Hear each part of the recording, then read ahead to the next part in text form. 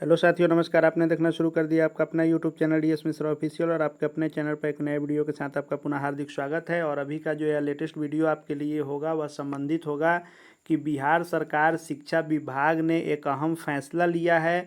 और वह फैसला जो है बिहार के विभिन्न नियोजन इकाइयों के ऊपर कार्रवाई के संदर्भ में जो अहम फैसला लिया गया है उसके संदर्भ में होगा। जैसा कि आप लोग जान रहे हैं कि 2003 से लेकर के 2022 तक, यानी शिक्षा मित्र की बहाली हुई 2003-05 में, जिनको 2006 में पंचायत शिक्षक के रूप में जो है उनकी बहाली कर दी गई। और 2022 में जो छठे चरण में अंतिम बार नियोजित शिक्षक के रूप में जो बहाली हुई, यह सभी बहालियां नियोजन इकाई जो बिहार के लगभग 9,500 नियोजन इकाई थे उनके माध्यम से बहाली की गई। उसके बाद 2023 से जो बहाली हो रही है यह बीपीएससी के माध्यम से विद्यालय अध्यापक के रूप में हो रही है।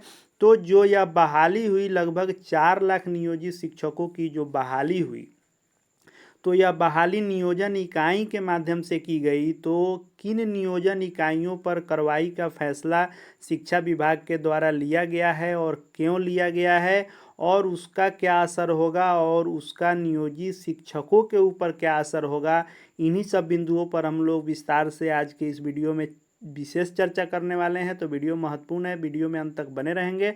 और यदि अपने चैनल डीएस मिश्रा ऑफिशियल को अब तक आपने सब्सक्राइब नहीं किया है तो चैनल को सब्सक्राइब करके बेल आइकन को प्रेस कर लेंगे, ताकि आगे भी शिक्षा जगत एवं शिक्षकों से संबंधित हर एक लेटेस्ट अपडेट आपको मिलती रहे।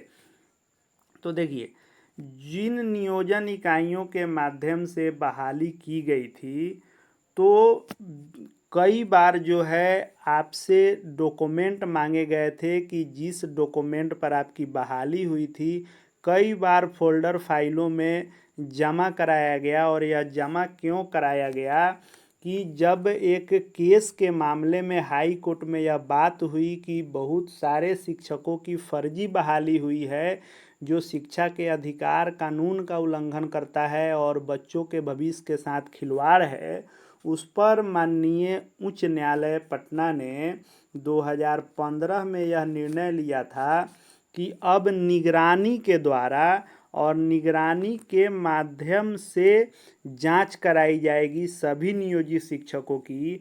और लगभग यह 8-9 वर्षों से लगातार निगरानी द्वारा यह फोल्डर फाइलों का जांच चल रहा था।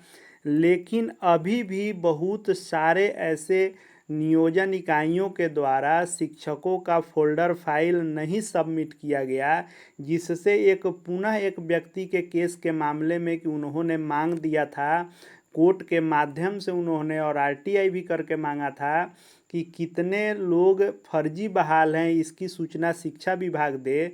तो शिक्षा विभाग चूंकि निगरानी को यह फाइल सौंप चुका था, तो निगरानी ने भी कोर्ट में स्वीकारा कि इतने लोगों का हमने, इतने नियोजन इकाइयों के माध्यम से इतने नियोजित लोगों का हमने फोल्डर जांच कर लिया है और इतनी संख्या है जिनका अभी तक फोल्डर हमें प्राप्त नहीं है, जिसके कारण अभी तक जांच नहीं हुआ है, जिस पर माननीय कोर्ट ने भी ऐतराज किया था। और शिक्षा विभाग ने फैसला लिया था कि अब निगरानी इस पर एक्शन करे। तो शिक्षा विभाग के द्वारा जो जानकारी दी गई वह है कि 77,057 नियोजित शिक्षक ऐसे हैं जिनके अभी तक सर्टिफिकेट के फोल्डर निगरानी को उपलब्ध नहीं कराए गए हैं। यानी कुल जो 3,52,927 संख्या बताई जा रही है नियोजित शिक्षकों की, उनमें निगरानी ने कहा है कि 2,75,870 शिक्षकों और पुस्तकालय अध्यक्षों के प्रमाण पत्र की जांच पूरी हो चुकी है। लेकिन जो 77,057 नियोजित शिक्षक हैं, इनका अभी तक फोल्डर फाइल प्राप्त नहीं हुआ है जिससे सर्टिफिकेट की जांच हो सके। तो जैसा कि आप जान रहे हैं कि विभिन्न नियोजन इकाई, जैसे कि जो पंचायत का नियोजन इकाई था उसके सचिव पंचायत सचिव यानी ग्राम सेवक होते थे। जो ब्लॉक इकाई था तो वहाँ बीडीओ होते थे सचिव, बाद में बीपीआरओ को बनाया गया। तो वैसे ही जिला परिषद, नगर पंचायत, नगर निगम सभी के अलग अलग सचिव थे। तो अब शिक्षा विभाग के द्वारा यह फैसला लिया गया है कि जिन नियोजित इकाइयों द्वारा, यानी जिस शिक्षा विभाग के द्वारा इन निगरानी को फाइल सौंपी गई और इस निगरानी के पास जिस नियोजन इकाई ने फोल्डर फाइल नहीं सौंपा है, तो यदि वैसे नियोजन इकाई जो फोल्डर निगरानी विभाग को नहीं मिले हैं, उनके सचिवों के विरुद्ध, यानी नियोजन इकाई के सचिव पर विभागीय कार्रवाई तय है और मेधा सूची से शिक्षकों के अंक पत्र की भी जांच कराई जाएगी। यानी यदि वे फोल्डर सौंपेंगे तो जो मेधा सूची उस समय बनी थी उससे शिक्षकों के अंक पत्र की जांच कराई जाएगी। यानी जिस डिग्री में जितना मार्क्स लिख करके जो बनाया गया था उससे जांच किया जाएगा।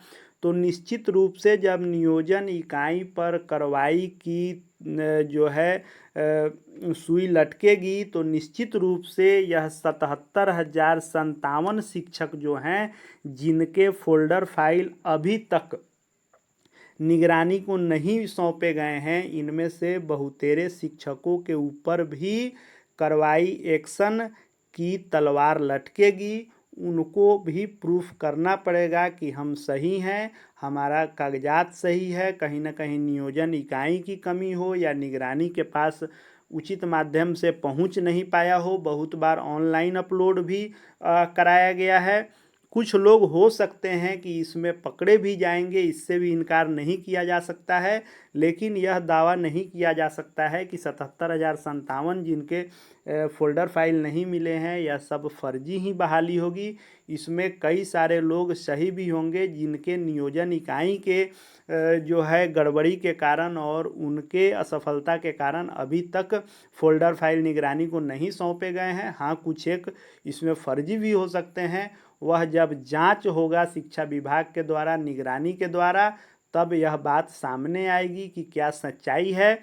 लेकिन शिक्षा विभाग ने यह तय कर लिया है कि निगरानी के जांच में जो 77,057 नियोजित शिक्षक के सर्टिफिकेट के फोल्डर नहीं मिले हैं, तो अब इस पटना हाई कोर्ट के आदेश के बाद शिक्षा विभाग ने संबंधित निदेशालय को कार्रवाई करने को कहा है और शिक्षा विभाग के मुताबिक संबंधित नियोजन इकाई के सचिवों पर विभागीय कार्रवाई की अनुशंसा भी की जाएगी और उनके नाम निगरानी के उपलब्ध कराए जाएंगे। और इस बात की भी जांच होगी कि त्यागपत्र देने वाले शिक्षक कहीं फिर से नियुक्त तो नहीं हो गए हैं। तो सभी प्रकार के जांच होंगे इन 77,057 शिक्षकों के सर्टिफिकेट जांच के लिए। निगरानी के द्वारा इन सचिवों के नाम पर कार्रवाई होगी, प्राथमिकी दर्ज होगी, उनसे आंकड़ा लिया जाएगा और इन शिक्षकों के सर्टिफिकेट की भी जांच की जाएगी। तो 77,057 टोटल शिक्षक जो हैं वह संदेह के घेरे में हैं और वह नियोजन इकाई भी संदेह के घेरे में है। अब जांच के बाद यह स्पष्ट हो पाएगा कि इसमें कितने लोगों का इसमें नाम फर्जी के रूप में आता है या कितने लोग इसमें अपने आप को सही साबित कर पाते हैं और अपने कागजात सही माध्यम से पहुंचवा पाते हैं। तो यह जब शिक्षा विभाग के द्वारा यह फैसला लिया गया है, तब फैसला कब तक अमल में आएगा और इसका क्या असर नियोजन इकाइयों पर पड़ेगा और उसके अलावा क्या असर इन 77,057 शिक्षकों पर पड़ेगा, यह आने वाले समय में स्पष्ट होगा। आगे भी शिक्षा विभाग एवं शिक्षकों से संबंधित हर एक छोटी बड़ी लेटेस्ट अपडेट को देखते रहने के लिए चैनल को सब्सक्राइब कर लेंगे और बेल आइकन को प्रेस कर लेंगे। साथ ही साथ हमारे Telegram channel DS Mishra official से भी जुड़ जाएंगे, जिसका लिंक इसके डिस्क्रिप्शन बॉक्स में है। वहाँ भी सभी शिक्षा जगत की अपडेट आपको मिलती रहेगी। इस वीडियो को देखने के लिए आपका बहुत बहुत धन्यवाद।